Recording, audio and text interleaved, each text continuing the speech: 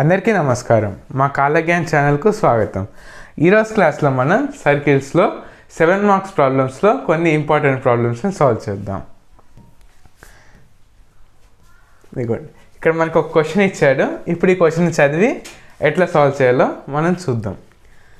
ఇదిగోండి, find the values of p if the point 2, 0, 0, 1, 4, 5 and 0, p are concyclic. ఇక్కడ ఏమన్నాడు, ఇక్కడ 4 పాయింట్స్ ఇచ్చాడు మనకి. ఆ 4 పాయింట్లో 4th పాయింట్లో p అనే వాల్యూ, అంటే దాని యొక్క మనకి కోఆర్డినేట్ అనేది లేదు, p అనే వాల్యూ అని మనం కనుక్కోవాలని చెప్పాడు. ఎట్లా అంటే ఇదిగోండి, కాన్సైక్లిక్ అన్నాడు. అసలు కాన్సైక్లిక్ అంటే ఏంటిది? కాన్సైక్లిక్ అంటే మనకి ఎప్పుడైతే సర్కిల్ మనకి 4 పాయింట్స్ నుంచి పాస్ అవుతుందో ఆ కేసుని మనం కాన్సైక్లిక్ అని అంటాం అన్నమాట. చూడండి, కాన్సైక్లిక్ పాయింట్స్ అంటే 4 coordinate points lie on the circle, then these points are called concyclic points అనమాట. సర్కిల్ అనేది 4 పాయింట్స్ నుంచి పాస్ అయినప్పుడు దాన్ని కాన్సైక్లిక్ పాయింట్స్ అని అంటాం అనమాట. ఇంకోటి, ఇప్పుడు దీన్ని ఒకసారి మనం సర్కిల్లో విజువలైజ్ చేసి చూద్దాం.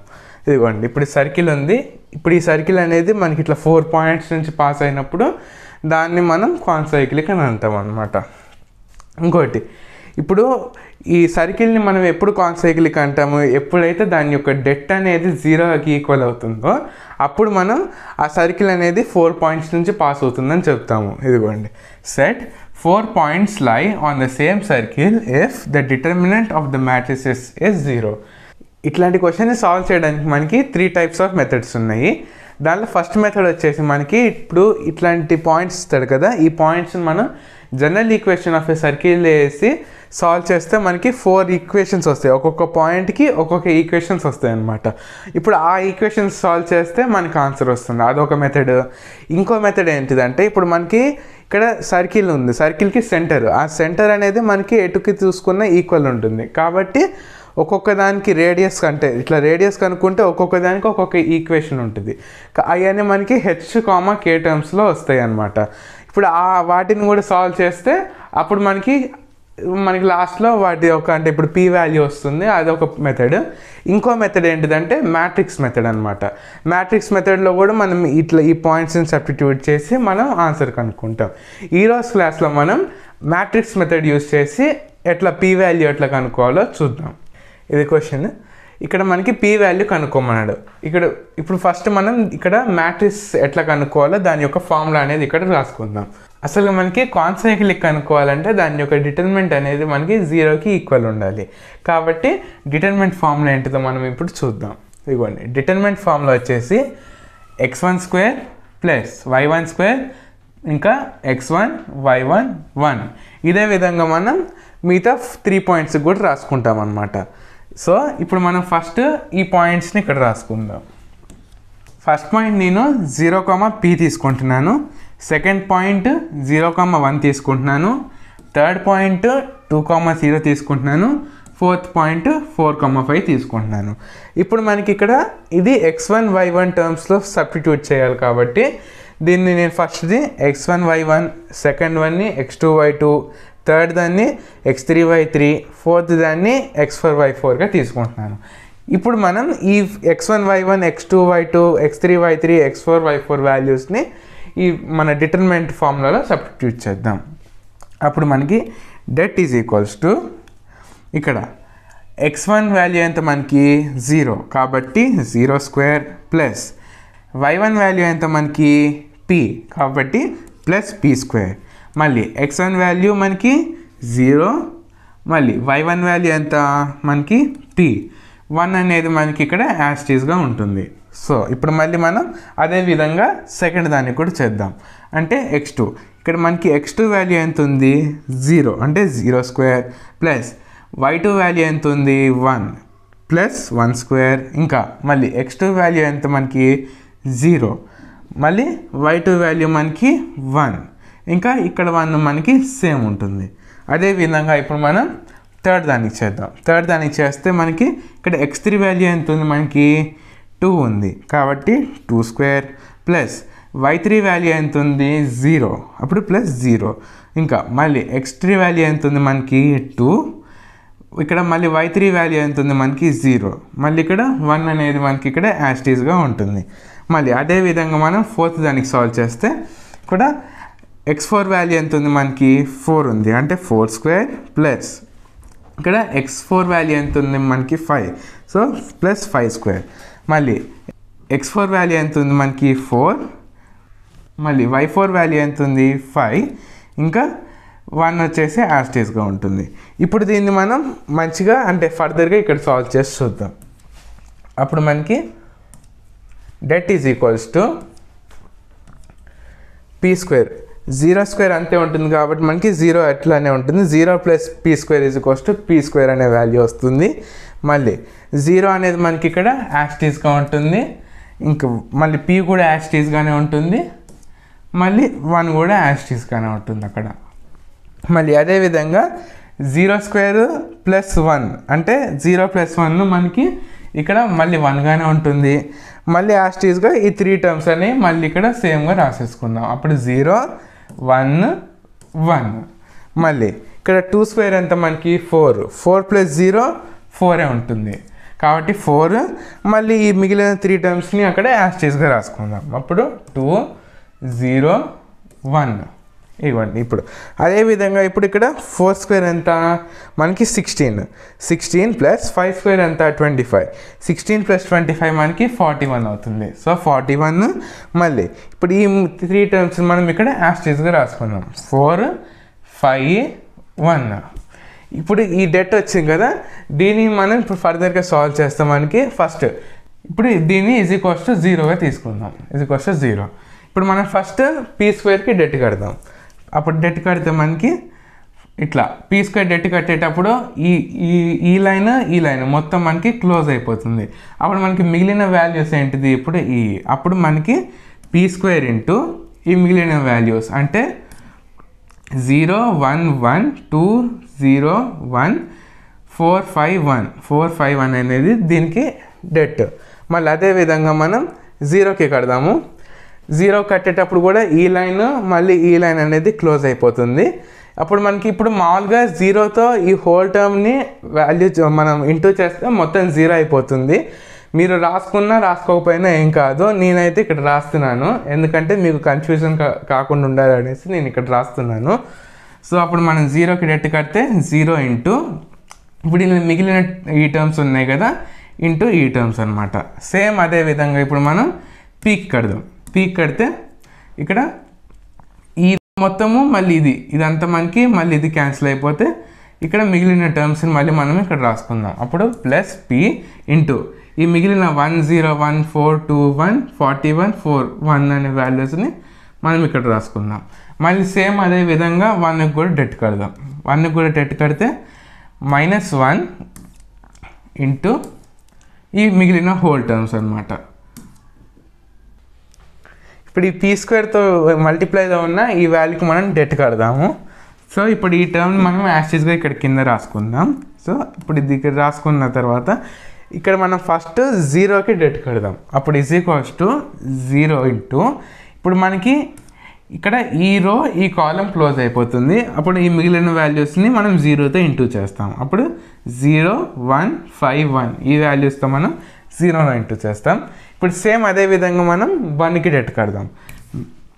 అప్పుడు 1 det కట్టేటప్పుడు ఈ రో ఈ కాలం అనేది క్లోజ్ అయిపోతుంది. అప్పుడు -1 ఇంటూ ఇక్కడ 2 1 4 1 ఈ వాల్యూస్తో అది ఇంటూ అవుతుంది. సేమ్ మళ్ళీ అదే విధంగా మనం ఇక్కడ ఈ 1కి కూడా det కడితే +1 ఇంటూ ఈ మిగిలిన టర్మ్స్తో మనం ఈ 1ని ఇంటూ చేస్తాం. ఇప్పుడు దీన్ని ఫర్దర్గా సాల్వ్ చేస్తే p² ఇంటూ ఇక్కడ మనకి క్రాస్గా మల్టిప్లై అవుతాయి అన్నమాట. సో అప్పుడు మనకి 0 ఇంటూ ఇక్కడ 1 ఇంటూ 0 0 అవుతుంది, -5 ఇంటూ 1 5 అవుతుంది, -5. ఇంకా ఇక్కడ 1 ఇంటూ 1 ఇంటూ 2 2 అవుతుంది, ఇంకా 4 ఇంటూ 1 -4 అవుతుంది, ప్లస్ 1 యాస్టీస్గా అంటే 1 ఇంటూ ఇక్కడ 2 ఇంటూ 5 మనకి 10 అవుతుంది, 10 -4 ఇంటూ 0 0 అవుతుంది, -0 అనమాట.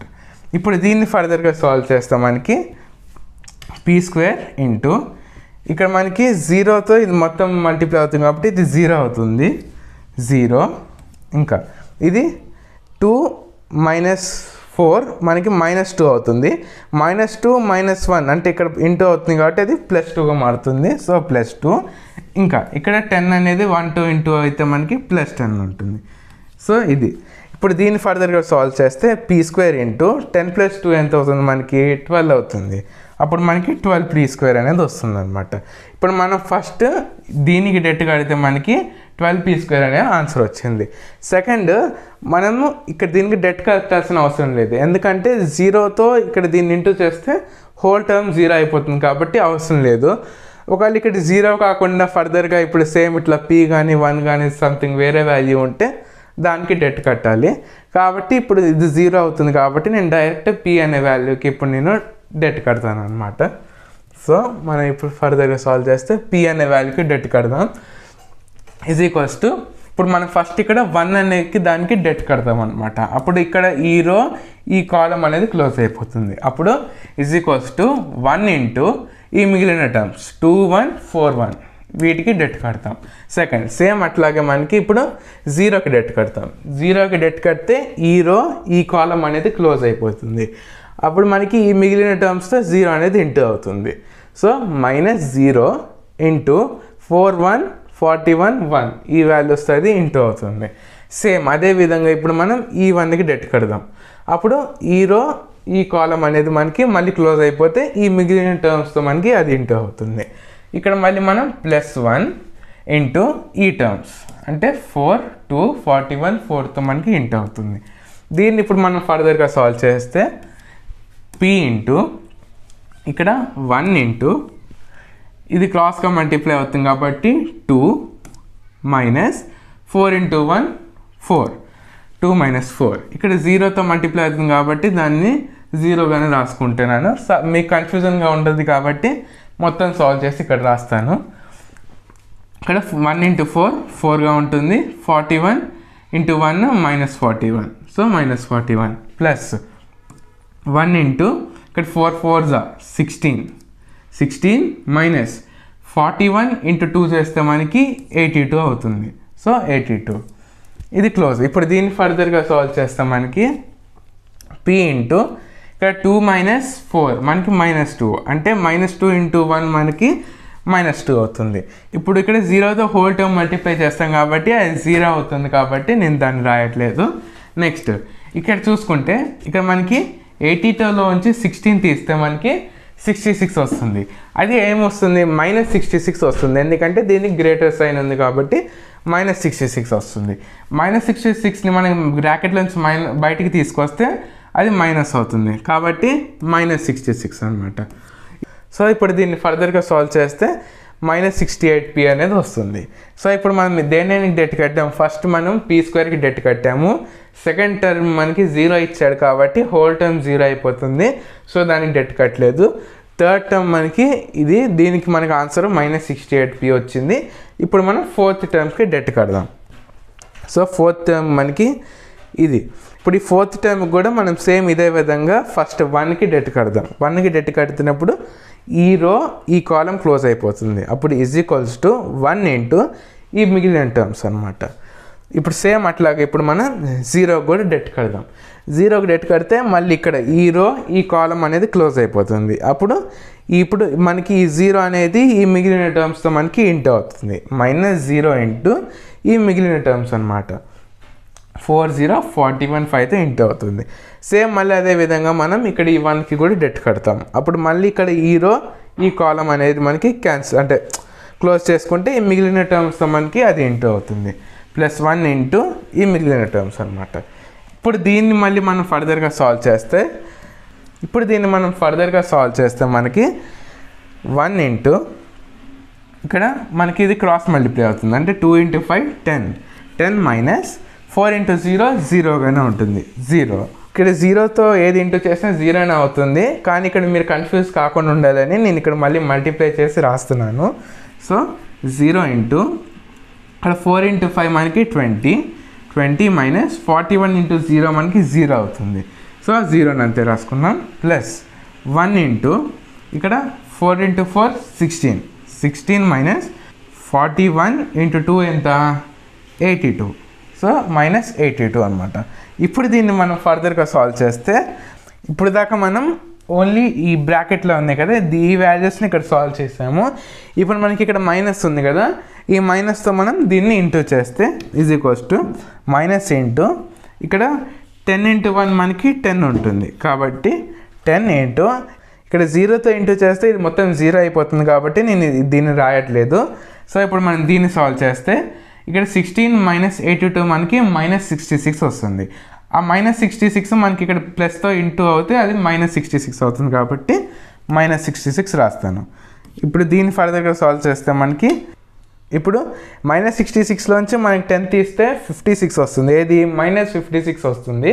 ఇక్కడ బ్రాకెట్ బయట కూడా మైనస్ ఉంది కాబట్టి ఇక్కడ -56 ఇక్కడ మైనస్ ఇంటూ అయ్యి మనకి +56 వస్తుంది.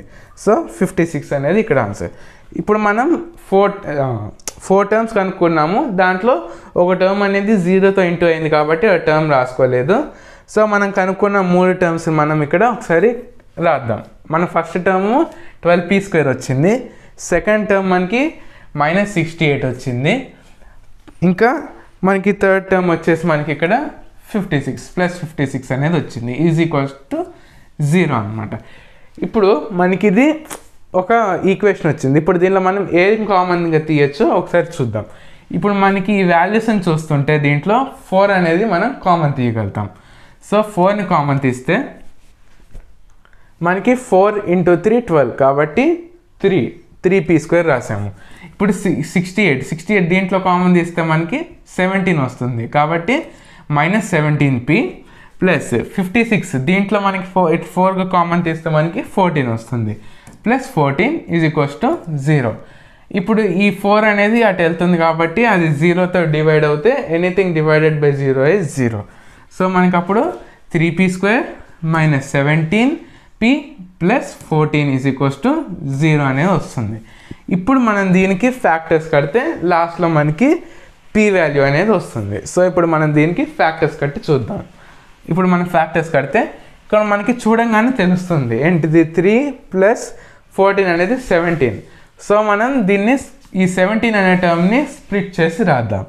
సో అప్పుడు మనకి 3p² - 3p -14p +14 is equals to 0.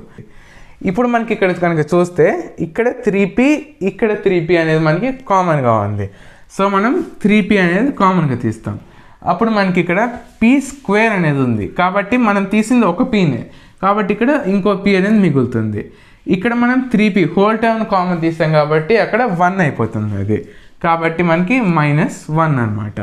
Same అట్లాగే ఇక్కడ చూసుకుంటే మనకి 14 అనేది కామన్ ఉంది కాబట్టి మనం ఈ 14 అంటే -14 కామన్ తీసాం కాబట్టి ఇక్కడ ఇది కూడా మనకి మైనస్ అయిపోతుంది ఎందుకంటే మైనస్ ఇంటూ ప్లస్ మైనస్ అవుతుంది కాబట్టి p -14 బయటకు వచ్చింది కాబట్టి -1 ఈజ్ ఈక్వల్స్ టు 0 అనమాట. ఇప్పుడు మనం ఇక్కడ p - 1 ఇక్కడ p - 1 కామన్ ఉంది కాబట్టి p - 1 సపరేట్గా రాసుకుందాం. p - 1 సపరేట్గా రాసుకుందాం. మళ్ళీ ఇక్కడ 3p - 14 అనేది ఇంకో టర్మ్ అనమాట. 3p - 14 ఈజ్ ఈక్వల్స్ టు 0 అనేది ఇంకో టర్మ్. దీంట్లో ఫస్ట్ మనం ఈ p - 1 అనే టర్మ్ని సాల్వ్ చేద్దాం. p - 1 is equals to 0. ఇప్పుడు p - 1 ఈజ్ ఈక్వల్స్ టు 0 అంటే 1 అనేది అటు వెళ్తుంది కాబట్టి ఇక్కడ నెగిటివ్లో ఉన్న 1 అటు వెళ్తే పాజిటివ్ అవుతుంది. సో మనకి ఫస్ట్ వాల్యూ p వాల్యూ వచ్చేసి మనకి 1 వస్తుంది. సెకండ్ ఇప్పుడు 3p - 14 అనే వాల్యూని మనం ఇప్పుడు ఇక్కడ సాల్వ్ చేద్దాం. అప్పుడు 3p - 14 ఈజ్ ఈక్వల్స్ టు 0.